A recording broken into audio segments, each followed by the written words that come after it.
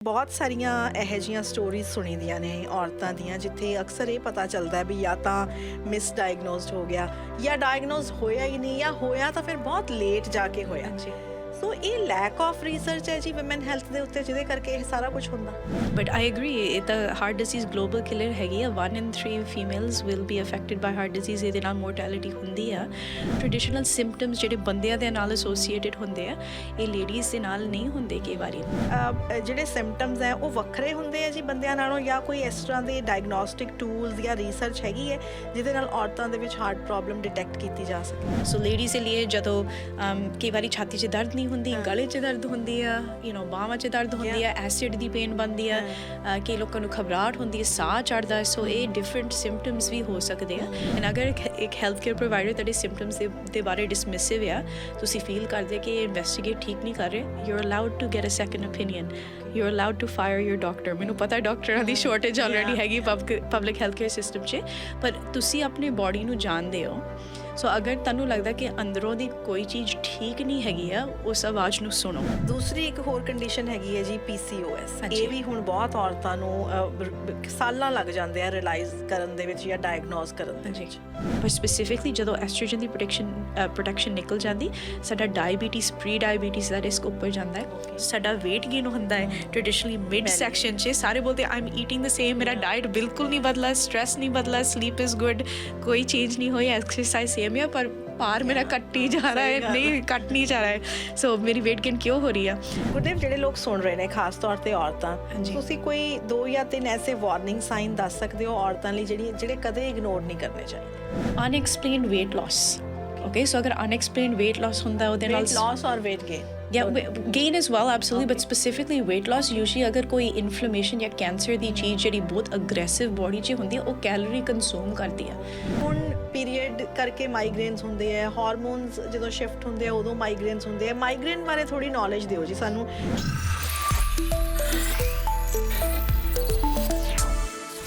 CKY 89.1 ਤੇ 93.1 red FM ਸੁਣ ਰਹੇ ਜੀ ਤੁਸੀਂ। ਰੋਸ਼ਨੀ ਪ੍ਰੋਗਰਾਮ ਦੇ ਵਿੱਚ ਸ਼ਾਮਿਲ ਹੋ ਚੁੱਕੇ ਹੋ ਜੈਸਮਿਨ ਦੇ ਨਾਲ। ਬਹੁਤ ਸਵਾਗਤ ਕਰਦੀ ਹਾਂ ਜੀ ਤੁਹਾਡਾ ਸਾਰਿਆਂ ਦਾ। ਅੱਜ ਦੇ ਇਸ ਰੋਸ਼ਨੀ ਪ੍ਰੋਗਰਾਮ ਦੇ ਵਿੱਚ ਸੋਮਵਾਰ ਦਾ ਦਿਨ ਹੈ, ਅਪ੍ਰੈਲ ਦੀ 13 ਤਾਰੀਖ, ਤੇ ਅੱਜ ਦਾ ਜਿਹੜਾ ਵਿਸ਼ਾ ਹੈ ਉਹ ਬਹੁਤ ਮਹੱਤਵਪੂਰਨ ਹੈ। ਸਾਡੇ ਘਰ ਦੀ ਜਿਹੜੀ ਕਹਿੰਦੇ ਹੁੰਦੇ ਆ ਪੂਰੀ ਦੀ ਪੂਰੀ ਇੱਕ ਨੀਂਹ ਹੁੰਦੀ ਹੈ ਨਾ, ਉਹ ਔਰਤ ਦੇ ਦੁਆਲੇ ਘੁੰਮਦੀ ਹੈ। ਔਰਤ ਦੀ ਸਿਹਤ ਜੇ ਘਰ ਦੇ ਵਿੱਚ ਠੀਕ ਹੋਵੇ, ਸਾਰਾ ਪਰਿਵਾਰ ਕਹਿੰਦੇ ਹੁੰਦੇ ਆ ਠੀਕ ਹੁੰਦਾ, ਪਰ ਜੇ ਔਰਤ ਆਪਣੀ ਸਿਹਤ ਵੱਲ ਹੀ ਧਿਆਨ ਨਹੀਂ ਦਿੰਦੀ ਤਾਂ ਕਈ ਵਾਰੀ ਬਹੁਤ ਸਾਰੀਆਂ ਕੰਪਲਿਕੇਸ਼ਨਸ ਜਿਹੜੀਆਂ ਨੇ ਪਰਿਵਾਰ ਦੇ ਵਿੱਚ ਵੀ ਪੈਦਾ ਹੋ ਜਾਂਦੀਆਂ। ਜੇ ਔਰਤ ਆਪਣੀ ਸਿਹਤ ਵੱਲ ਧਿਆਨ ਦਿੰਦੀ ਵੀ ਹੈ, ਕਈ ਵਾਰੀ ਜਿਸ ਤਰ੍ਹਾਂ ਦਾ ਸਿਸਟਮ ਬਣਿਆ ਹੋਇਆ ਹੈ, ਔਰਤਾਂ ਦੀ ਸਿਹਤ ਨੂੰ ਅਕਸਰ ਮਿਸਅੰਡਰਸਟੂਡ ਕੀਤਾ ਜਾਂਦਾ ਹੈ। ਬਹੁਤ ਸਾਰੀ ਜੇ ਮੈਂ ਤੁਹਾਨੂੰ ਇਹ ਇੱਕ ਸਿੰਪਲ ਜਿਹਾ ਸਵਾਲ ਪੁੱਛਾਂ ਵੀ ਤੁਹਾਨੂੰ ਕਦੇ ਆਪਣੇ ਜੇ ਤੁਸੀਂ ਇੱਕ ਵਿਮਨ ਹੋ, ਤੁਹਾਨੂੰ ਇਸ ਤਰ੍ਹਾਂ ਕਦੇ ਫੀਲ ਹੋਇਆ ਕਿ ਮੈਨੂੰ ਕੋਈ ਦਰਦ ਹੋ ਰਿਹਾ, ਕੋਈ ਪੇਨ ਹੋ ਰਹੀ ਹੈ, ਤੁਸੀਂ ਕਿਸੇ ਦੇ ਨਾਲ ਉਹਦੇ ਬਾਰੇ ਗੱਲ ਕੀਤੀ, ਆਪਣੇ ਫੈਮਿਲੀ ਮੈਂਬਰਸ ਦੇ ਨਾਲ, ਆਪਣੇ ਡਾਕਟਰ ਨਾਲ ਜਾ ਕੇ, ਪਰ ਉਹਨੂੰ ਸੀਰੀਅਸਲੀ ਨਹੀਂ ਲਿਆ ਗਿਆ, ਤੁਹਾਨੂੰ ਕਹਿ ਤਾ ਗਿਆ ਵੀ ਇਹ ਤਾਂ ਨੋਰਮਲ ਹੈ, ਇਹ ਤਾਂ ਇੱਦਾਂ ਹੀ ਹੁੰਦਾ, ਜਾਂ ਫਿਰ ਹੋ ਸਕਦਾ ਜੀ ਤੁਹਾਨੂੰ ਸਟ੍ਰੈਸ ਹੈ, ਉਹਨੂੰ ਉੱਥੇ ਹੀ ਉਹਨੂੰ ਖ਼ਤਮ ਕਰਤਾ ਗਿਆ ਉਸ ਚੀਜ਼ ਨੂੰ। ਜੇ ਤੁਸੀਂ ਇਸ ਤਰ੍ਹਾਂ ਦਾ ਐਕਸਪੀਰੀਅੰਸ ਫੇਸ ਕੀਤਾ ਤਾਂ ਸਿਰਫ ਇਹ ਇੱਕ ਐਕਸਪੀਰੀਅੰਸ ਨਹੀਂ ਹੈਗਾ, ਇਹ ਇੱਕ ਪੈਟਰਨ ਹੈਗਾ।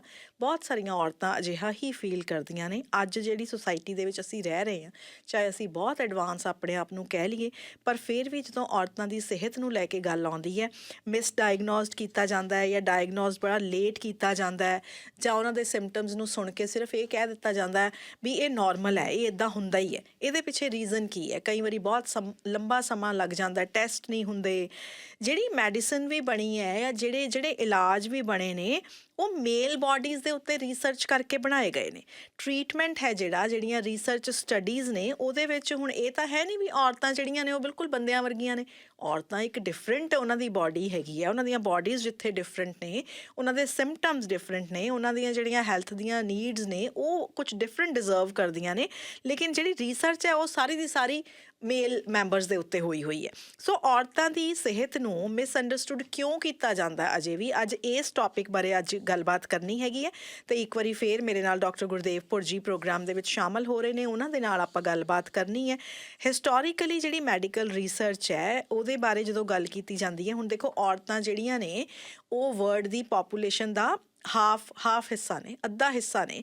ਲੇਕਿਨ ਜਦੋਂ ਫਿਰ ਇਹੋ ਜਿਹੀ ਗੱਲ ਹੁੰਦੀ ਹੈ, ਜੈਂਡਰ ਬਾਇਸ ਹੈਗਾ ਇਹ, ਜਾਂ ਇਹ ਹੈਗਾ ਵੀ ਇਹਨੂੰ ਬਿਲਕੁਲ ਹੀ ਨਜ਼ਰਅੰਦਾਜ਼ ਕਰਤਾ, ਇਹਦੇ ਬਾਰੇ ਸੋਚਿਆ ਹੀ ਨਹੀਂ, ਸਿਰਫ ਬੰਦਿਆਂ ਦੇ ਉੱਤੇ ਹੀ ਰਿਸਰਚ ਕਰ ਲਈ, ਇਹ ਸੋਚਿਆ ਹੀ ਨਹੀਂ ਵੀ ਔਰਤਾਂ ਦੀ ਬਾਡੀ ਤਾਂ ਡਿਫਰੈਂਟ ਹੈਗੀ ਹੈ। ਈਵਨ UN ਦਾ ਜਿਹੜਾ ਡਾਟਾ ਹੈਗਾ ਅਕਰੋਸ ਦਾ ਵਰਲਡ, ਉਹ ਵੀ ਇਹ ਸ਼ੋਅ ਕਰਦਾ ਹੈ ਵੀ ਔਰਤਾਂ ਨੂੰ ਬਹੁਤ ਥੋੜ੍ਹਾ ਜਿਹਾ ਨਾ ਘੱਟ ਸੀਰੀਅਸਲੀ ਲਿਆ ਜਾਂਦਾ ਜਦੋਂ ਡਾਇਗਨੋਸਿਸ ਦੀ ਗੱਲ ਆਉਂਦੀ ਹੈ, ਜਦੋਂ ਟਰੀਟਮੈਂਟ ਦੀ ਗੱਲ ਆਉਂਦੀ ਹੈ, ਉਦੋਂ ਫਿਰ ਮੈਡੀਕਲ ਬਾਇਸ, ਗੈਪ ਇਨ ਹੈਲਥ ਕੇਅਰ ਸਿਸਟਮ, ਇਹੋ ਜਿਹੀਆਂ ਚੀਜ਼ਾਂ ਜਿਹੜੀਆਂ ਨੇ ਉਹ ਸਾਹਮਣੇ ਆ ਜਾਂਦੀਆਂ। ਅੱਜ ਇਸ ਟੌਪਿਕ ਬਾਰੇ ਡਿਸਕਸ਼ਨ ਆਪਾਂ ਕਰਨੀ ਹੈ। ਗੁਰਦੇਵ, ਸਤਿ ਸ਼੍ਰੀ ਅਕਾਲ, ਵੈਲਕਮ ਟੂ ਦ ਸ਼ੋ। ਸਤਿ ਸ਼੍ਰੀ ਅਕਾਲ ਜੀ, thanks for having me back. Gurdev, ਇਹ ਜਿਹੜੀ ਗੱਲਬਾਤ ਹੈਗੀ ਹੈ ਜੀ ਸਾਰੀ, ਇਹਦੇ ਬਾਰੇ ਅਸੀਂ ਸੋਚਿਆ ਕਿ ਕਿਉਂ ਨਾ ਗੱਲ ਕੀਤੀ ਜਾਏ, ਕਿਉਂਕਿ ਬਹੁਤ ਸਾਰੇ ਆਰਟੀਕਲਸ ਪੜ੍ਹੇ, ਬਹੁਤ ਸਾਰੀਆਂ ਔਰਤਾਂ ਦੇ ਵਿਊਜ਼ ਸੁਣੇ। 25 ਸਾਲ ਹੋ ਗਏ ਕਹਿੰਦੇ ਔਰਤਾਂ ਦੀ ਜਿਹੜੀ ਕੋਈ ਇਹੋ ਜਿਹੀ ਹੈਲਥ ਲਾਈਨ ਦੇ ਵਿੱਚ ਕੋਈ ਨਵੀਂ ਰਿਸਰਚ ਹੋਈ ਨਹੀਂ। ਔਰ ਕਹਿੰਦੇ ਜਦੋਂ ਵੀ ਉਹ ਕਿਤੇ ਟਰੀਟਮੈਂਟ ਲਈ ਜਾਂਦੀਆਂ, ਕੋਈ ਸਿੰਪਟਮਸ ਦੱਸਦੀਆਂ, ਤਾਂ ਅਕਸਰ ਉਹਨਾਂ ਨੂੰ ਕਹਿ ਦਿੱਤਾ ਜਾਂਦਾ ਇਹ ਤਾਂ ਨੋਰਮਲ ਹੈ, ਇਹ ਤਾਂ ਇੱਦਾਂ ਹੀ ਹੁੰਦਾ ਹੈ ਨਾ। ਅਤੇ ਇਹ ਜਿਹੜੀ ਚੀਜ਼ ਹੈਗੀ ਹੈ, ਐਜ਼ ਅ ਡਾਕਟਰ ਤੁਸੀਂ ਇਸ ਚੀਜ਼ ਨੂੰ ਕਿਵੇਂ ਫੀਲ ਕਰਦੇ ਹੋ ਜੀ? ਸੋ I think medicine the history ਜਿਹੜੀ ਹੈਗੀ ਆ, ਇਹਦੇ ਬਾਰੇ ਅਸੀਂ ਥੋੜ੍ਹੀ ਜਿਹੀ ਐਕਸਪੈਂਸ਼ਨ ਕਰਾਂਗੇ। But if we say modern medicine ਦੇ ਫਾਦਰ ਕੌਣ ਹੈਗੇ ਸੀ, ਉਹ ਹਿਪੋਕਰਟੀਸ ਹੈਗੇ ਸੀ, right? And that was around 400-300 before common era. The first female ਜਿਹੜੀ ਹੈਗੀ ਸੀ ਜਿਨ੍ਹਾਂ ਨੇ ਮੈਡੀਕਲ ਡਿਗਰੀ ਲਿੱਤੀ ਸੀ, ਆਈ ਥਿੰਕ ਐਲਿਜ਼ਬੈਥ ਬਲੈਕਵੈਲ ਉਹਨਾਂ ਦਾ ਨਾਂ ਸੀ। 1849-1850 'ਚ ਉਹਨਾਂ ਨੂੰ ਮੈਡੀਕਲ ਡਿਗਰੀ ਮਿਲੀ ਸੀ, ਰਾਈਟ? ਸੋ ਕਿੰਨੇ 100 ਈਅਰ ਹੋ ਗਏ then we have first female physician ਜਿਨ੍ਹਾਂ ਨੂੰ ਡਿਗਰੀ ਮਿਲੀ ਆ। If we look at the research ladies ਦੀ ਇਨਕਲੂਜਨ ਔਨ ਐਵਰੇਜ ਰਿਸਰਚ 'ਚ 1990s 'ਚ ਸ਼ੁਰੂ ਹੋਈ ਸੀ। ਦੈਟ ਇਜ਼ ਵੈਨ ਅਸੀਂ ਲੇਡੀਜ਼ ਨੂੰ ਇਨਕਲੂਡ ਕਰ ਰਹੇ ਸੀ ਕਲੀਨਿਕਲ ਟਰਾਇਲਸ 'ਚ, ਜਦੋਂ ਅਸੀਂ ਰਿਸਰਚ ਦੇ ਬਾਰੇ ਗੱਲਬਾਤ ਕਰ ਰਹੇ ਹਾਂ। ਸੋ ਆਲਰੇਡੀ ਮੈਡੀਸਨ 'ਚ ਇਹ ਮੇਲ ਡੋਮੀਨੇਟਡ ਫੀਲਡ ਜਿਹੜੀ ਹੈਗੀ ਸੀ, ਇਹ ਬਿਗਿਨਿੰਗ ਤੋਂ ਹੋ ਰਹੀ ਸੀ। ਅਗਰ ਤੁਹਾਨੂੰ ਮੈਡੀਸਨ 'ਚ ਐਜੂਕੇਸ਼ਨ ਕਰਨਾ ਸੀ, you had to be traditionally ਕਾਕੇਸ਼ੀਅਨ, ਜਿਹੜੇ ਗੋਰੇ ਹੁੰਦੇ, ਵੈਲਥੀ ਹੁੰਦੇ ਸੀ। ਸੋ ਉਹ ਵੀ ਡਿਸਪੈਰਿਟੀ ਹੁੰਦੀ ਸੀ, socio economic status. And then ladies ਦੀ ਇੰਟਰੋਡਕਸ਼ਨ ਮੈਡੀਕਲ ਫੀਲਡ 'ਚ as doctors and then research participants, ਉਹ ਬਹੁਤ ਲੇਟ ਹੋਏ, ਸੋ ਵੈਰੀ ਰੀਸੈਂਟਲੀ ਹੋਏ ਆ। ਸੋ ਇਹ ਮੈਡੀਸਨ ਦਾ ਐਵੋਲਿਊਸ਼ਨ ਹੈਗਾ। ਸੋ ਆਲਰੇਡੀ ਨਾਓ ਹੁਣ ਐਕਚੁਅਲੀ ਜਦੋਂ ਅਸੀਂ ਕਲੀਨਿਕਲ ਟਰਾਇਲਸ ਕਰਦੇ, ਸਪੈਸ਼ਲੀ ਕਾਰਡੀਓਵੈਸਕੂਲਰ ਡਿਜ਼ੀਜ਼ ਦੇ ਬਾਰੇ ਗੱਲਬਾਤ ਕਰਦੇ ਆ, I will acknowledge health care system perfect ਨਹੀਂ ਹੈਗਾ, ਪ੍ਰੈਜੁਡਿਸ ਤਾਂ ਹੈਗੇ ਆ, ਹੈਲਥ ਕੇਅਰ ਗੈਪਸ ਹੈਗੇ ਆ, ਸਪੈਸੀਫਿਕਲੀ ਵੂਮਨਸ ਹੈਲਥ 'ਚ, ethnic minorities including south Asians ਦੇ ਬਾਰੇ ਜਦੋਂ ਅਸੀਂ ਗੱਲਬਾਤ ਕਰਦੇ, ਜਿਹੜੇ ਲੋਅਰ ਸੋਸ਼ੀਓ ਇਕਨੋਮਿਕ ਸਟੈਟਸ ਹੁੰਦੇ, ਜਿਹੜੇ ਲੋਅਰ ਐਜੂਕੇਸ਼ਨ ਸਟੈਟਸ ਹੈਗੇ, ਇਹ ਸਾਰੇ ਗੈਪਸ ਹੈਗੇ ਆ। ਪਰ we are so much more aware, and I think internet ਅਤੇ ਸੋਸ਼ਲ ਮੀਡੀਆ ਦੇ ਨਾਲ ਵੀ ਅਵੇਅਰਨੈਸ ਹੈਗੀ ਆ। ਐਂਡ ਸਾਰੇ ਜਿਹੜੇ ਨਵੇਂ ਟਰਾਇਲਸ ਅਸੀਂ ਕਰ ਰਹੇ, ਜਿਹੜੇ ਬਿਗ ਸਟੱਡੀਜ਼ ਹੈਗੇ ਆ, they are for the most part at least in cardiovascular medicine inclusion ਹੋ ਰਹੀ ਆ। ਸੋ ਆਲਰੇਡੀ ਇਹ ਵੱਡੀ ਲੰਬੀ ਟਾਈਮ ਲਾਈਨ ਅਸੀਂ ਇੰਨੀ ਸਮੈਨ 'ਚ ਕੈਚਅਪ ਕਰ ਰਹੇ ਆ, ਐਂਡ ਐਕਸਪੋਨੈਂਸ਼ੀਅਲ ਗਰੋਥ ਹੋ ਰਹੀ ਆ। ਸੋ ਮੈਂ ਇਹ ਵੀ ਨਹੀਂ ਚਾਹੁੰਦੀ ਕਿ ਲੋਕੀ ਹੋਪਲੈਸ ਵੀ ਹੋਏ, ਰਾਈਟ? ਅਗਲੇ 10 ਸਾਲ 'ਚ, 20 ਸਾਲ 'ਚ, 25 ਸਾਲ 'ਚ ਵੀ ਡੋਂਟ ਈਵਨ ਨੋ ਰਿਸਰਚ ਕਿੱਥੇ ਚਲੇ ਜਾਣੀ ਹੈ। ਪਰ ਅਵੇਅਰਨੈਸ ਹੈਗੀ ਆ, ਐਂਡ ਕਰੈਕਸ਼ਨ ਵੀ ਮੈਡੀਸਨ ਦੇ ਕੋਰਸ 'ਚ ਹੋ ਰਹੀ ਆ। ਪਰ ਹਾਂਜੀ, ਤੁਸੀਂ ਸਹੀ ਹੈਗੇ, ਹਿਸਟੋਰੀਕਲੀ ਇਹ ਪ੍ਰੈਜੁਡਿਸ ਤਾਂ ਹੈਗੀ ਆ when we talk about women's health care, ਜਿਹੜੀ ਹੈਲਥ ਕੇਅਰ ਔਰਤਾਂ ਦੇ ਲਈ ਹੈਗੀ ਆ। So I think that's very important. ਸਾਨੂੰ ਪਤਾ ਹੈ ਅਗਰ ਕ੍ਰੋਨਿਕ ਇਲਨੈਸ ਹੈਗੀ ਆ ਔਰਤ ਨੂੰ, ਕਈ ਵਾਰੀ ਈਵਨ 4 years ਲੱਗ ਜਾਂਦਾ ਹੈ, ਡਿਲੇ ਆਫ ਡਾਇਗਨੋਸਿਸ ਹੁੰਦੀ ਹੈ। ਅਗਰ ਕਾਰਡੀਓਵੈਸਕੂਲਰ ਡਿਜ਼ੀਜ਼ ਦੇ ਸਿੰਪਟਮਸ ਹੁੰਦੇ, ਕਈ ਵਾਰੀ ਪਹਿਚਾਣਦੇ ਨਹੀਂ ਲੋਕੀ, ਰਾਈਟ? ਸੋ ਇਹਦੀ ਐਜੂਕੇਸ਼ਨ ਅਵੇਅਰਨੈਸ, ਵੂਮਨਸ ਦੀ ਬੋਡੀ ਜਿਹੜੀ ਹੈਗੀ ਅਲੱਗ ਹੁੰਦੀ ਆ, ਸਾਡੇ ਰਿਸਪੌਂਸ ਜਿਹੜੀ ਚੀਜ਼ ਅਸੀਂ ਮਹਿਸੂਸ ਕਰਦੇ ਆ, ਸਾਡੇ ਸਿੰਪਟਮਸ ਵੀ ਅਲੱਗ ਆ। But again I think positive direction 'ਚ ਮੈਡੀਸਨ ਚੱਲ ਰਹੀ ਆ। ਐਂਡ ਜਿਹੜੀ ਵਧੀਆ ਚੀਜ਼ ਇਜ਼ ਰੈਪਰੈਜ਼ੈਂਟੇਸ਼ਨ ਵੀ ਵਧੀਆ ਹੈ, ਲਾਈਕ 51% ਆਫ GPs ਵੀ ਫੀਮੇਲ ਹੈਗੇ ਹੁਣ ਤੱਕ, ਰਾਈਟ? ਸੋ ਅਗਰ ਸਾਡੀ ਰੈਪਰੈਜ਼ੈਂਟੇਸ਼ਨ ਡਾਕਟਰਸ ਦੇ ਨਾਲ ਜ਼ਿਆਦਾ ਹੈਗੀ ਆ, ਐਡਵੋਕੇਸੀ ਪੋਜੀਸ਼ਨਸ, ਐਡਮਿਨਿਸਟ੍ਰੇਟਿਵ ਪੋਜੀਸ਼ਨ 'ਚ ਅਸੀਂ ਕੰਟੀਨਿਊ ਕਰਦੇ ਕਿ ਅਸੀਂ ਪੁਸ਼ ਕਰੇ ਕਿ ਫੀਮੇਲ ਦੀ ਰੈਪਰੈਜ਼ੈਂਟੇਸ਼ਨ ਹੋਣੀ ਆ। I know this problem is going to get fixed ਸਾਡੀ ਲਾਈਫ ਲਾਈਨ 'ਚ। ਅੱਛਾ, ਜਦੋਂ ਮੈਡੀਕਲ ਸਿਸਟਮ ਦੀ ਗੱਲ ਕਰਦੇ ਹਾਂ, ਜਿਵੇਂ ਆਪਾਂ ਗੁਰਦੇਵ ਕਹਿੰਦੇ ਹਾਂ ਵੀ ਮੈਡੀਕਲ ਸਿਸਟਮ ਜਿਹੜਾ ਹੈਗਾ, ਇਹਨੂੰ ਤਾਂ ਬਿਲਟ ਹੀ ਕੀਤਾ ਗਿਆ ਅਰਾਊਂਡ ਮੇਲ ਬੋਡੀਜ਼, ਹੈ ਨਾ?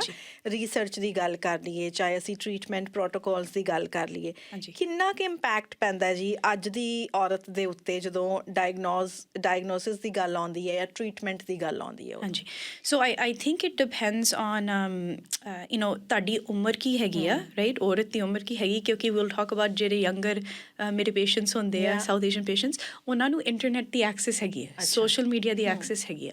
ਸੋ ਜਦੋਂ ਇਹ ਚੀਜ਼ ਹੁੰਦੀ ਆ, ਐਕਚੁਅਲੀ ਇਹਦੇ ਨਾਲ ਲੋਕੀ ਆਪਣੀ ਕਹਾਣੀਆਂ ਸ਼ੇਅਰ ਕਰ ਸਕਦੇ ਆ, ਰਾਈਟ? ਮੈਨੂੰ 5 ਸਾਲ ਲੱਗੇ ਸੀ ਮੇਰੇ PCOS डायग्नोसिस के लिए, या 7 साल लगे सी मेरे एंडोमीट्रियस डायग्नोसिस के लिए, या मेरी हार्ट डिजीज़ ਜਿਹੜੀ ਹੈਗੀ ਸੀ ਇਹਦੀ ਏਟਿਪੀਕਲ ਪ੍ਰੈਜੈਂਟੇਸ਼ਨ ਹੈਗੀ ਸੀ।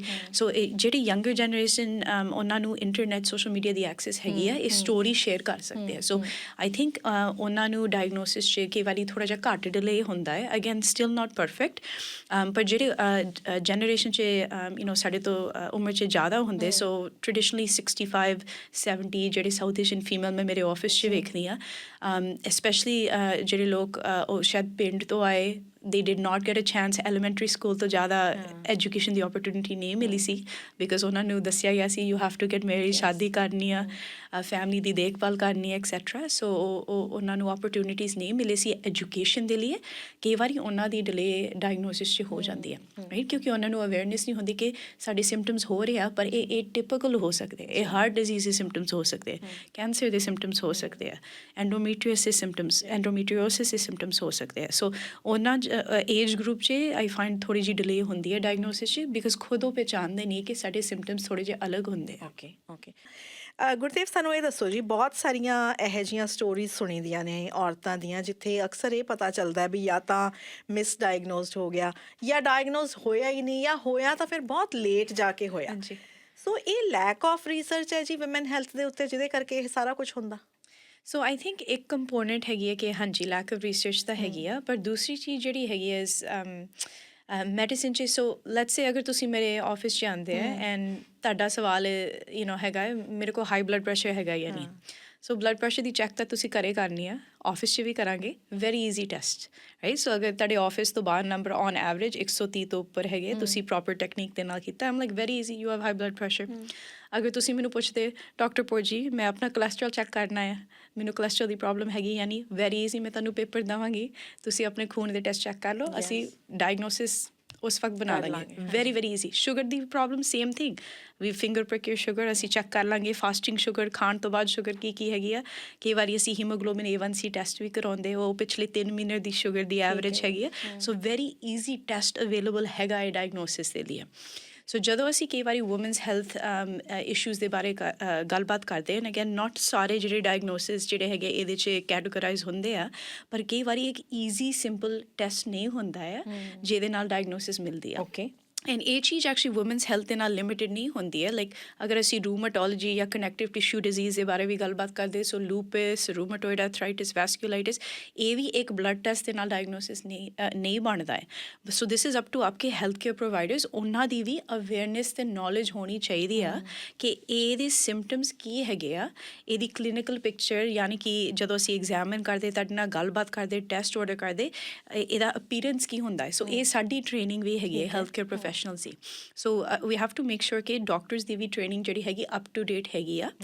ਐਂਡ ਦੈਨ ਆਫ ਕੋਰਸ ਹਾਂਜੀ ਰਿਸਰਚ ਦੀ ਗੱਲ ਵੀ ਬਹੁਤ ਇੰਪੋਰਟੈਂਟ ਆ। ਸੋ ਇਨਸ਼ੋਰਿੰਗ ਕਿ ਜਦੋਂ ਅਸੀਂ ਕਲੀਨਿਕਲ ਟਰਾਇਲ, ਅਸੀਂ ਨਵੇਂ ਪ੍ਰੋਟੋਕਾਲ ਬਣਾਉਂਦੇ, ਐਂਡ ਆਲਰੇਡੀ ਮੈਡੀਸਿਨ 'ਚ ਸ਼ਿਫਟ ਹੋ ਰਹੀ ਆ, ਅਸੀਂ ਦੱਸਿਆ ਸਪੈਸੀਫਿਕਲੀ ਕਾਰਡੀਓਵੈਸਕੂਲਰ ਮੈਡੀਸਿਨ 'ਚ ਅਸੀਂ ਵੇਖਦੇ ਹਾਂ ਇਕੁਅਲ ਰੈਪਰੈਜ਼ੈਂਟੇਸ਼ਨ ਫੀਮੇਲਸ ਦੀ ਹੋਣੀ ਚਾਹੀਦੀ ਆ।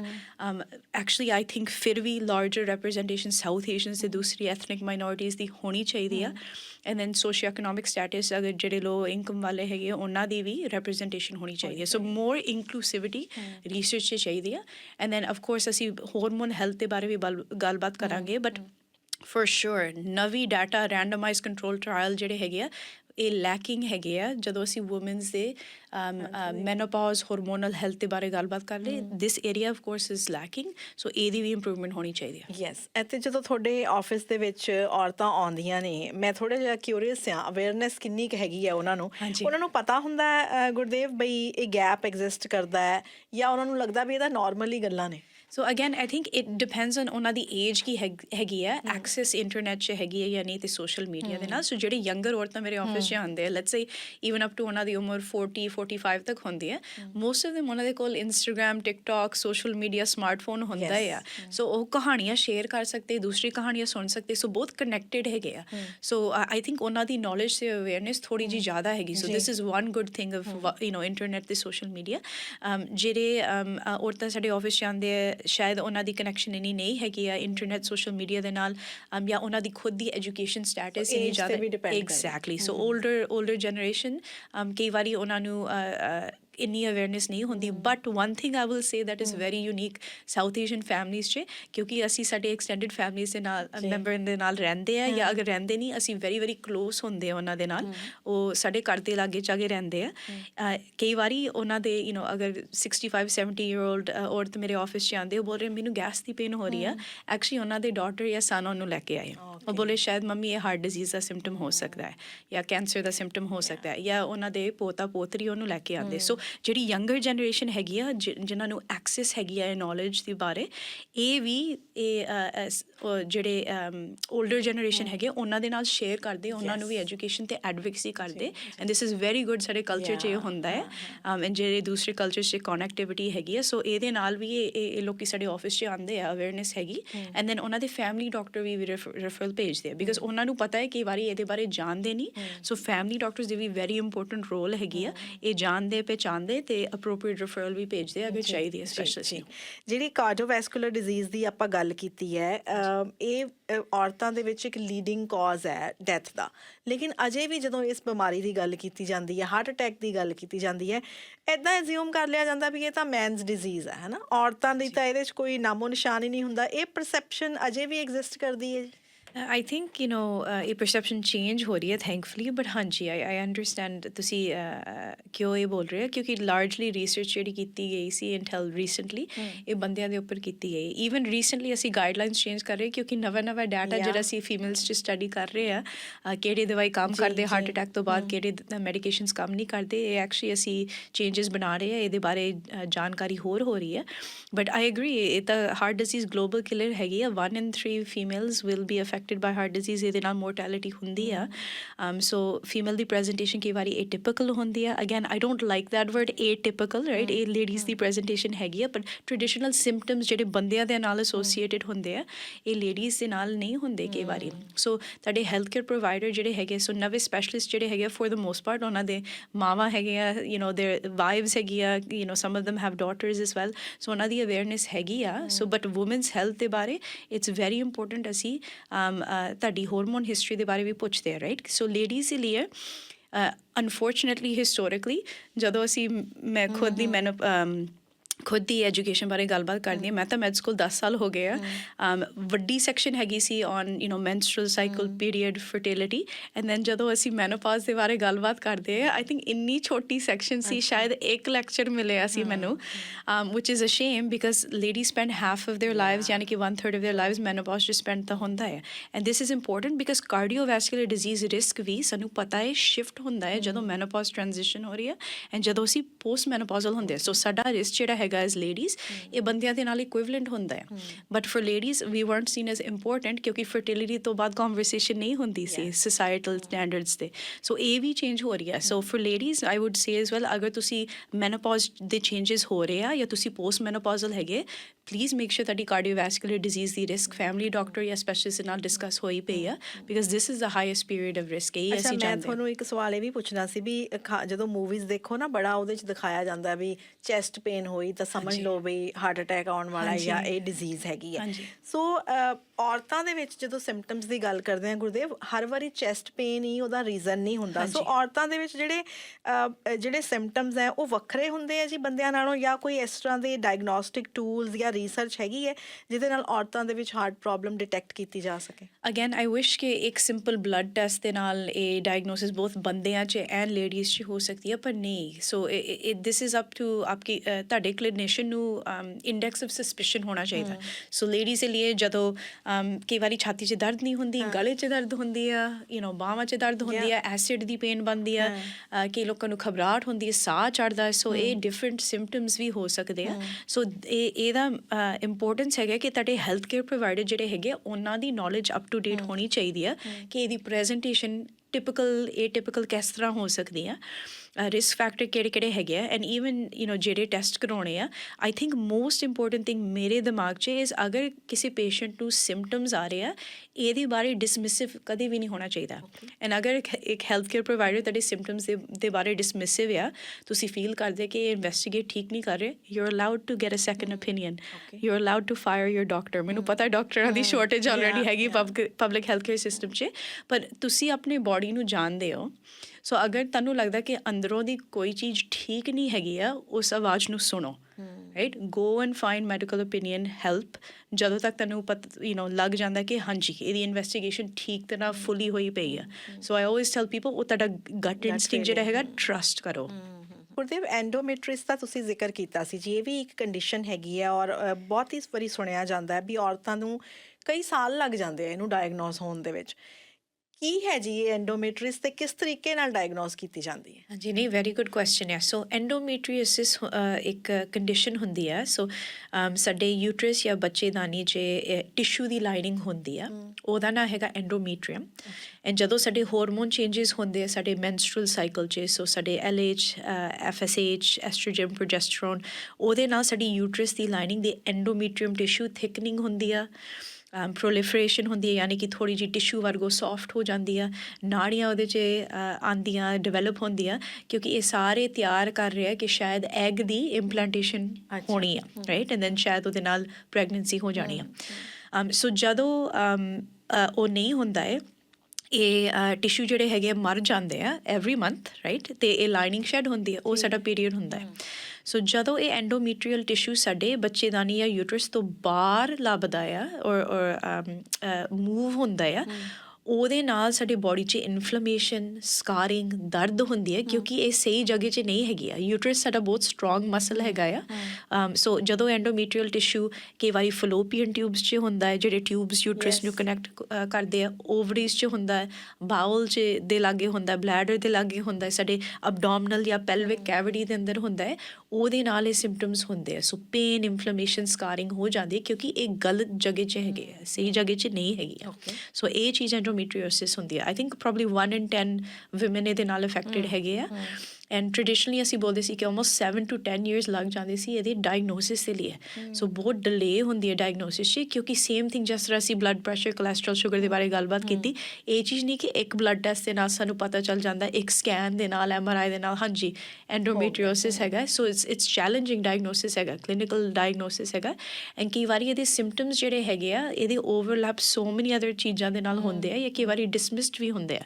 ਸੋ ਜਿਹੜੇ ਪੇਨਫੁਲ ਪੀਰੀਅਡਸ ਹੁੰਦੇ ਆ, irregular periods, heavy periods, usually most ladies ਦੇ ਲਈ ਇਹ ਨੌਲੇਜ ਜਿਹੜੀ ਹੈਗੀ ਹੈ, ਜਦੋਂ ਅਸੀਂ ਫਰਟੀਲਿਟੀ ਦੇ ਬਾਰੇ ਗੱਲਬਾਤ ਕਰਦੇ, ਸੋ ਇਨਫਰਟੀਲਿਟੀ ਦੇ ਕੰਸਰਨਸ ਵੀ ਮੈਨੀਫੈਸਟ ਹੋ ਜਾਂਦੇ ਆ। ਐਂਡ ਦੈਨ ਕਈ ਵਾਰੀ ਜਦੋਂ ਇੰਟਰਕੋਰਸ ਯਾਨੀ ਕਿ ਸੈਕਸ ਹੁੰਦਾ ਹੈ, ਉਹ ਬਹੁਤ ਪੇਨਫੁਲ ਹੁੰਦਾ ਹੈ, ਰਾਈਟ। ਸੋ ਇਹ ਵੀ ਕਈ ਵਾਰੀ ਟਿਪ ਅਪ ਹੁੰਦੀ ਹੈ। Non specific symptoms, abdominal bloating, bowel habit changes, menstrual cycle ਦੇ ਨਾਲ ਲਿੰਕਡ ਹੁੰਦੇ ਆ। So it's very difficult to diagnosis, ਕਿਉਂਕਿ ਇਹ ਸਿੰਪਟਮਸ ਜਿਹੜੇ ਹੈਗੇ ਆ ਹੋਰ ਦੂਸਰੇ ਅਦਰ ਕੰਡੀਸ਼ਨਸ 'ਚ ਵੀ ਹੁੰਦੇ, ਅਤੇ ਕਈ ਵਾਰੀ ਲੋਕ ਬੋਲਦੇ ਇਹ ਤੁਹਾਡਾ ਨੋਰਮਲ ਪੀਰੀਅਡ ਪੇਨ ਹੈਗਾ ਹੈ, ਰਾਈਟ। ਸੋ ਡਿਸਮਿਸਲ ਵੀ ਕਈ ਵਾਰੀ ਹੁੰਦੀ ਹੈ। ਐਂਡ ਦੈਨ ਓਵਰ ਟੋਪ ਦਾ ਜਿਹੜੇ ਲੋਕੀ ਐਕਸਪਰਟਸ ਹੁੰਦੇ ਐਂਡੋਮੀਟਰੀਓਸਿਸ 'ਚ, ਮੈਂ ਤਾਂ ਫੋਰ ਸ਼ੋਰ ਨਹੀਂ ਹੈਗੀ, ਪਰ ਜਿਹੜੇ ਕ੍ਰੋਨਿਕ ਪੈਲਵਿਕ ਪੇਨ, ਐਂਡੋਮੀਟਰੀਓਸਿਸ ਦੇ ਐਕਸਪਰਟਸ ਹੁੰਦੇ ਆ, ਉਹ ਟ੍ਰੈਡੀਸ਼ਨਲੀ ਓਬਸਟੈਟ੍ਰਿਕ ਗਾਇਨੋਕੋਲੋਜਿਸਟ ਹੁੰਦੇ ਆ। ਆਲਰੇਡੀ ਇੰਨੇ ਲਿਮਿਟਿਡ ਐਕਸੈਸ ਹੈਗੇ ਆ, ਜਿਹੜੇ ਉਹ ਲੈਪਰੋਸਕੋਪੀ ਕਰਦੇ ਜਾਂ ਪ੍ਰੋਸੀਜਰਸ, ਉਹ ਟਰੀਟਮੈਂਟ ਵੀ ਪ੍ਰੋਵਾਈਡ ਕਰ ਸਕਦੇ, ਜਿਹੜੇ ਹਾਰਮੋਨ ਥੈਰੇਪੀਜ਼ ਨਹੀਂ ਹੁੰਦੇ, ਐਕਸੈਸ ਬਹੁਤ ਲਿਮਿਟਿਡ ਹੈਗੀ ਆ ਜੀ। ਦੂਸਰੀ ਇੱਕ ਹੋਰ ਕੰਡੀਸ਼ਨ ਹੈਗੀ ਹੈ ਜੀ, PCOS। ਇਹ ਵੀ ਹੁਣ ਬਹੁਤ ਔਰਤਾਂ ਨੂੰ ਸਾਲਾਂ ਲੱਗ ਜਾਂਦੇ ਆ ਰਿਅਲਾਈਜ਼ ਕਰਨ ਦੇ ਵਿੱਚ ਜਾਂ ਡਾਇਗਨੋਸ ਕਰਨ ਦੇ ਵਿੱਚ। ਸੋ ਵਿਦ PCOS, ਸੋ ਇਹ ਪੋਲੀਸਿਸਟਿਕ ਓਵੇਰੀਅਨ ਸਿੰਡਰੋਮ ਹੈ। ਸੇਮ ਥਿੰਗ, ਇਹ ਇੱਕ ਬਲੱਡ ਟੈਸਟ ਦੇ ਨਾਲ ਜਾਂ ਔਰ ਵਨ ਟੈਸਟ ਦੇ ਨਾਲ ਡਾਇਗਨੋਸਿਸ ਨਹੀਂ ਬਣਦਾ ਹੈ। ਸੋ ਇਹਦੇ ਨਾਲ ਕਈ ਵਾਰੀ ਸਾਨੂੰ ਇਰੈਗੂਲਰ ਪੀਰੀਅਡਸ ਹੁੰਦੇ ਆ, ਹਾਈਪਰ ਐਂਡਰੋਜਨਿਜ਼ਮ, ਐਂਡ ਅਗੇਨ ਇਹ ਟ੍ਰੈਡੀਸ਼ਨਲੀ ਅਸੀਂ ਮੇਲ ਹਾਰਮੋਨਸ ਬੋਲਦੇ ਆ, ਜ਼ਿਆਦਾ ਹੁੰਦੇ। ਸੋ ਐਕਨੀ, ਮੇਲ ਪੈਟਰਨ ਬਾਲਡਨੈਸ ਹੁੰਦੀ ਆ। ਐਂਡ ਦੈਨ ਕਈ ਵਾਰੀ ਅਸੀਂ ਪੋਲੀਸਿਸਟਿਕ ਓਵਰੀਜ਼ ਵੀ ਡਿਟੈਕਟ ਕਰ ਸਕਦੇ ਹਾਂ ਇਮੇਜਿੰਗ 'ਚ, ਪਰ ਇਹਦੇ ਨਾਲ ਐਸੋਸੀਏਸ਼ਨਸ ਹੁੰਦੀ ਹੈ ਇਨਫਰਟੀਲਿਟੀ ਦੇ ਨਾਲ, weight gain, very important cardiovascular disease ਦੇ ਨਾਲ ਵੀ ਲਿੰਕਡ ਹੈ, gestational diabetes, pre diabetes, diabetes. ਇਹਦੇ ਨਾਲ ਯੂਟਰਨ ਕੈਂਸਰ ਦਾ ਰਿਸਕ ਵੀ ਇੰਕਰੀਜ਼ ਹੁੰਦਾ ਹੈ। ਸੋ ਵੈਰੀ ਇੰਪੋਰਟੈਂਟ ਦੈਟ ਅਸੀਂ ਪਛਾਣਦੇ। ਇਹਦੀ ਥੋੜ੍ਹੀ ਬਹੁਤੀ ਅਵੇਅਰਨੈਸ ਜਿਹੜੀ ਹੈਗੀ ਜ਼ਿਆਦਾ ਹੈ, ਪਰ ਕਈ ਵਾਰੀ ਸਿੰਪਟਮਸ ਮਾਸਕ ਹੁੰਦੇ, ਕਿਉਂਕਿ ਕਾਂਟਰਸੈਪਸ਼ਨ, ਓਰਲ ਕਾਂਟਰਸੈਪਸ਼ਨ ਜਿਹੜਾ ਹੈਗਾ ਵੈਰੀ ਵੈਰੀ ਕਾਮਨ ਹੈ, ਹਾਰਮੋਨਲ ਕਾਂਟਰਸੈਪਸ਼ਨ, ਉਹਦੇ ਨਾਲ ਕਈ ਵਾਰੀ ਸਿੰਪਟਮਸ ਮਾਸਕ ਹੁੰਦੇ ਆ। ਸੋ ਜਦੋਂ ਸੇਮ ਥਿੰਗ ਲੋਕੀ ਫਰਟੀਲਿਟੀ ਦੇ ਬਾਰੇ ਗੱਲਬਾਤ ਕਰ ਰਹੇ ਆ, ਬੇਬੀ ਦੀ ਕੰਸੈਪਸ਼ਨ ਦੀ ਕੋਸ਼ਿਸ਼ ਕਰ ਰਹੇ, ਉਹਦੇ ਨਾਲ ਇਹ ਜ਼ਿਆਦਾ ਜਾਣ ਪਹਿਚਾਣ ਮਿਲ ਜਾਂਦੀ ਹੈ। ਐਗਜ਼ੈਕਟਲੀ। ਅੱਛਾ, ਜਦੋਂ ਮੈਨੋਪੌਜ਼ ਦੀ ਗੱਲ ਕਰਦੇ ਹਾਂ, ਇਹ ਵੀ ਇੱਕ ਬਹੁਤ ਵੱਡਾ ਟੌਪਿਕ ਹੈਗਾ, ਔਰ ਇਹਦੇ ਬਾਰੇ ਹੁਣ ਲੱਕਲੀ ਗੱਲ ਹੋਣੀ ਸ਼ੁਰੂ ਹੋਈ ਹੈ। ਪਹਿਲਾਂ ਤਾਂ ਗੁਰਦੇਵ ਇਹਦੇ ਬਾਰੇ ਗੱਲ ਹੀ ਨਹੀਂ ਕੀਤੀ ਜਾਂਦੀ ਸੀਗੀ।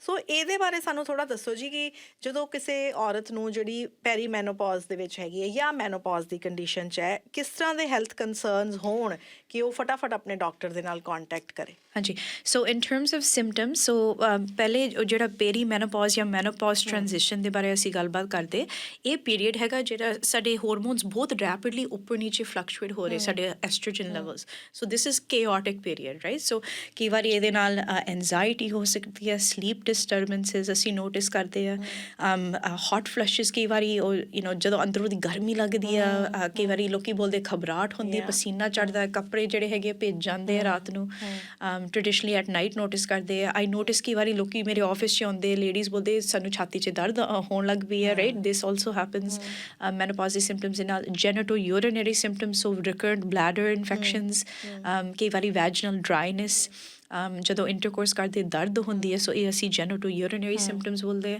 ਆ ਸੋ ਅਗਰ ਇਹ ਸਾਰੀ ਸਿੰਪਟਮਸ ਤੁਸੀਂ ਪਹਿਚਾਨ ਰਹੇ ਹੋ ਦੈਨ ਯੂ ਸ਼ੁਡ ਸੇ ਮੇਰੇ ਹਾਰਮੋਨ ਦੇ ਕੋਈ ਚੇਂਜਸ ਸ਼ਾਇਦ ਹੋ ਰਹੇ ਐਂਡ ਸਪੈਸ਼ਲੀ ਅਗਰ ਤੁਸੀਂ 35 ਤੋਂ ਉੱਪਰ ਹੈਗੇ ਆ right so South Asian women ਨੂੰ historically on average age 46 ਚ menopause ਹੁੰਦਾ ਹੈ so ਛੇਤੀ ਹੁੰਦਾ ਹੈ so if you are 8 to 10 years before that ਇਹ symptoms ਹੋ ਰਹੇ ਆ hormone ਦੀ fluctuations ਹੋ ਸਕਦੇ ਆ again ਇੱਕ blood test ਚ diagnosis ਨਹੀਂ ਹੋਣਾ ਹੈ but at least healthcare provider the opinion ਤੁਸੀਂ seek ਕਰ ਸਕਦੇ ਹੋ and it's important because ladies ਦੇ ਲਈ ਸਾਡਾ cardiovascular risk ਉੱਪਰ ਜਾਂਦਾ ਹੈ ਜਦੋਂ ਅਸੀਂ menopause ਚ ਜਾਂਦੇ ਹਾਂ estrogen ਦੀ protection ਨਿਕਲ ਜਾਂਦੀ bone health ਚ ਵੀ compromise ਹੁੰਦਾ ਯਾਨੀ ਕਿ fracture ਜਾਂ osteoporosis ਦਾ risk ਵੀ ਉੱਪਰ ਜਾਂਦਾ ਹੈ ਪਰ specifically ਜਦੋਂ estrogen ਦੀ protection ਨਿਕਲ ਜਾਂਦੀ ਸਾਡਾ diabetes pre-diabetes ਦਾ risk ਉੱਪਰ ਜਾਂਦਾ ਹੈ ਸਾਡਾ weight gain ਹੁੰਦਾ ਹੈ traditionally mid section 'ਚ ਸਾਰੇ ਬੋਲਦੇ I'm eating the same ਮੇਰਾ diet ਬਿਲਕੁਲ ਨਹੀਂ ਬਦਲਾ stress ਨਹੀਂ ਬਦਲਾ sleep is good ਕੋਈ ਚੇਂਜ ਨਹੀਂ ਹੋਈ exercise same ਹੈ ਪਰ ਭਾਰ ਮੇਰਾ ਕੱਟੀ ਜਾ ਰਿਹਾ ਹੈ ਨਹੀਂ ਕੱਟ ਨਹੀਂ ਜਾ ਰਿਹਾ ਹੈ ਸੋ ਮੇਰੀ weight gain ਕਿਉਂ ਹੋ ਰਹੀ ਆ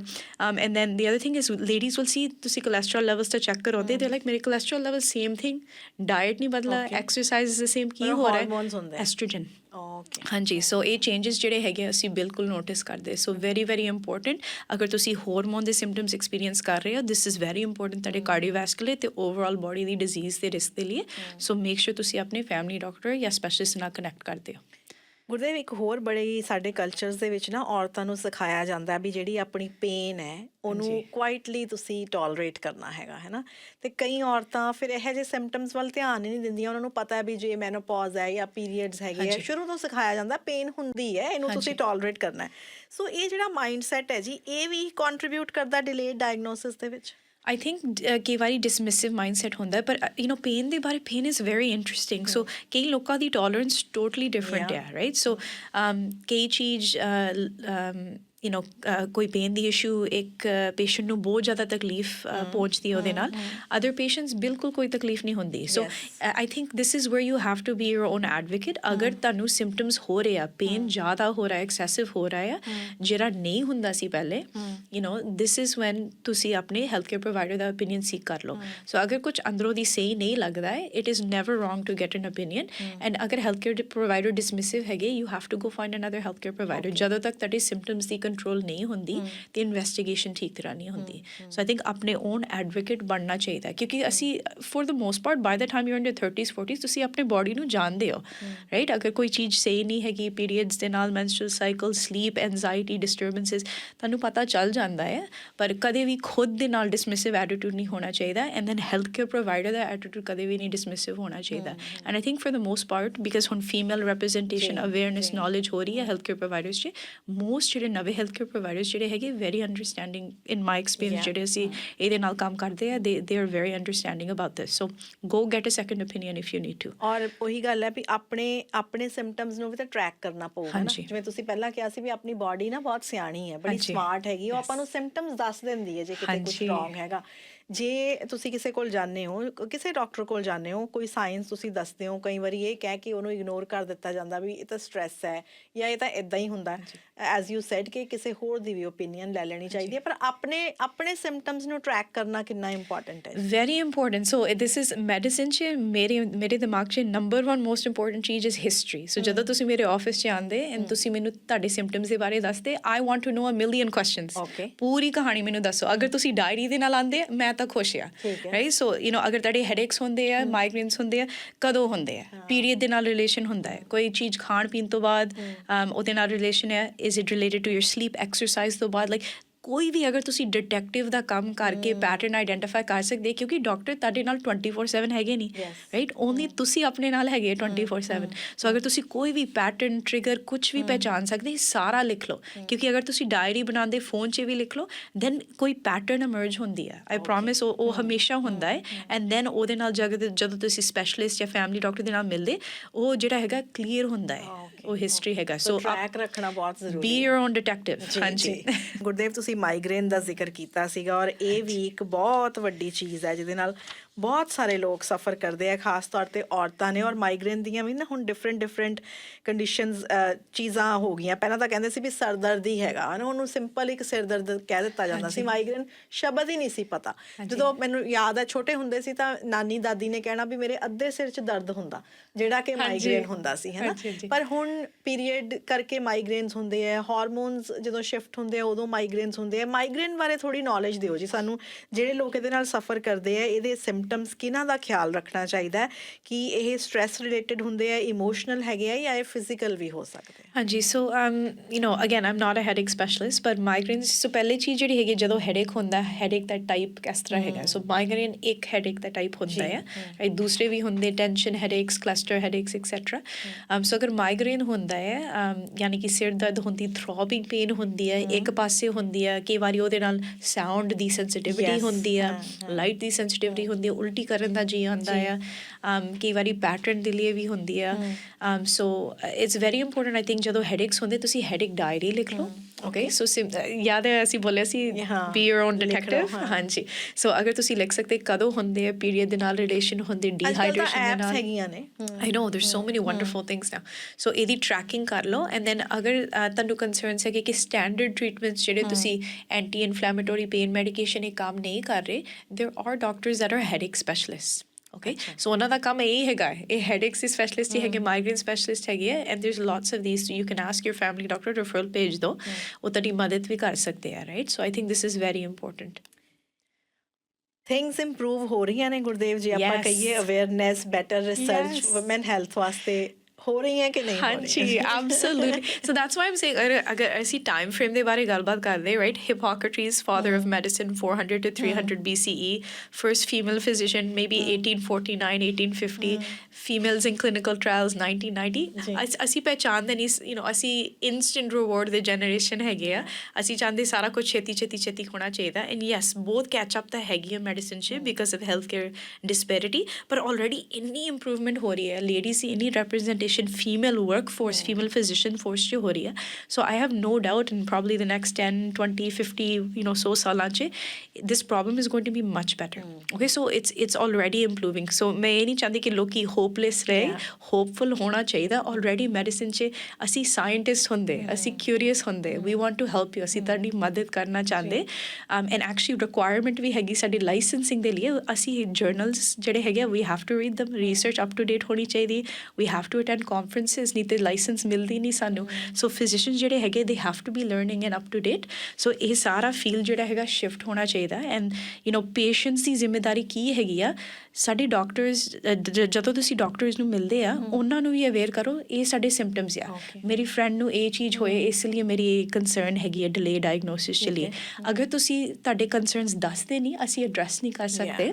and then also share your stories. ਅਗਰ ਸੋਸ਼ਲ ਮੀਡੀਆ, ਫੈਮਿਲੀ ਦੇ ਅੰਦਰ ਜਿਹੜੇ ਹੈਗੇ ਆ, ਫਰੈਂਡਸ ਦੇ ਨਾਲ ਅਗਰ ਕੰਫਰਟ ਲੈਵਲ ਹੈਗੀ ਹੈ ਤੁਹਾਡੀ, ਸ਼ੇਅਰ ਯੂਰ ਸਟੋਰੀਜ਼। ਬਿਕਾਜ਼ ਜਦੋਂ ਅਸੀਂ ਸਟੋਰੀ ਸ਼ੇਅਰ ਕਰਦੇ ਆ, ਦੈਨ ਵੀ ਸੇ ਇਹ ਜਿਹੜੀ ਡਾਇਗਨੋਸਿਸ ਹੈਗੀ, ਇਹਦੀ ਪ੍ਰੈਜੈਂਟੇਸ਼ਨ ਅਲੱਗ ਹੋ ਸਕਦੀ ਆ, ਇਹ ਪੇਸ਼ੈਂਟ ਨੂੰ ਇੰਨੇ ਸਾਲ ਲੱਗੇ ਸੀ ਡਾਇਗਨੋਸਿਸ ਦੀ ਡਿਲੇ ਦੇ ਲਈ। ਸੋ ਜਦੋਂ ਕਹਾਣੀਆਂ ਅਸੀਂ ਸ਼ੇਅਰ ਕਰਦੇ, ਇਹ ਵੀ ਵੈਰੀ ਪਾਵਰਫੁਲ ਚੀਜ਼ ਆ। ਸੋ ਫਰੈਂਡਸ ਦੇ ਨਾਲ, ਫੈਮਿਲੀ ਦੇ ਨਾਲ, and even health care providers ਦੇ ਨਾਲ, ਅਸੀਂ ਵੀ ਤੁਹਾਡੇ ਤੋਂ ਸਿੱਖਦੇ ਆ। ਦਿਸ is very important, two way relationship ਹੁੰਦਾ ਹੈ। So please share your stories.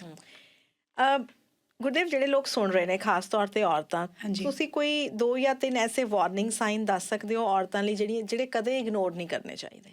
In terms of just generic, yes. Oh, मेरा था cardiovascular था angle होता है. So I think अगर severe pain, if we say for full body, so severe pain Tannu हो रही है, body चे, so छाती चे, pelvis चे, abdomen चे, so तुसी अपने body ਨੂੰ ਜਾਣਦੇ ਸੋ ਅਗਰ body चे severe pain ਕਿੱਥੇ ਹੋ ਰਹੀ ਹੈ, get it checked out. Okay, ਇੱਕ ਵਾਰੀ ਨਹੀਂ necessarily, if ਅਗਰ ਉਹਦੇ ਨਾਲ ਡਰ ਲੱਗਦਾ ਹੈ absolutely, ਪਰ ਅਗਰ repeatedly pattern ਹੋ ਰਹੀ ਹੈ, get that checked out. So severe pain ਜਿਹੜੀ ਤੁਹਾਡੇ ਲਈ normal ਨਹੀਂ ਹੈਗੀ. Unexplained weight loss.